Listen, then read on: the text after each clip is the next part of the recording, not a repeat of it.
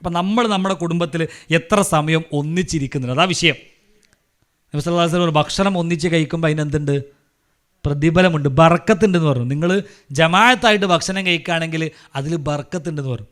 സത്യം പറഞ്ഞാൽ എത്ര വീടുകളിൽ ഒരുമിച്ചിരുന്ന് ഭക്ഷണം കഴിക്കുന്നുണ്ട് ഇന്നത്തെ കാലത്ത്? നമ്മൾ ആലോചിച്ച് നോക്കണം. ഒരു നേരെങ്കിലും, ആഴ്ചയിൽ ഒരു നേരെങ്കിലും.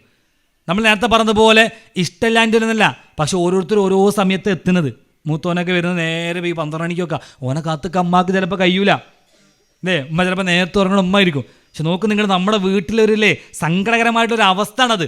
ഒരുമിച്ചിരുന്നൊരു ഭക്ഷണം കഴിക്കാൻ പോലും നമ്മളെ വീട്ടിൽ സാധിക്കുന്നില്ല എങ്കിൽ അതിൻ്റെ അപകടം നമ്മൾ മനസ്സിലാക്കണം. പിൽക്കാലത്തേക്ക് പോകണ അനുസരിച്ചിട്ട് നമ്മൾ പിന്നെ എപ്പോഴാണ് ഈ ഒപ്പം ഇരിക്കപ്പെടാം?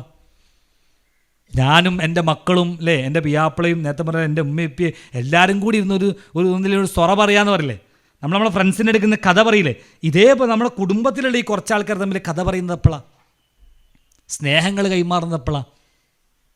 നമ്മൾ ആലോചിച്ച് നോക്കണം, ചിന്തിച്ചു നോക്കണം. ഇതിങ്ങനെ അകന്നു പോകുമ്പോൾ നമുക്ക് വേണ്ടപ്പെട്ട കുറേ ആളുകൾ മെല്ലെ മെല്ലെ ഇങ്ങനെ നഷ്ടപ്പെട്ടുകൊണ്ടേയിരിക്കും.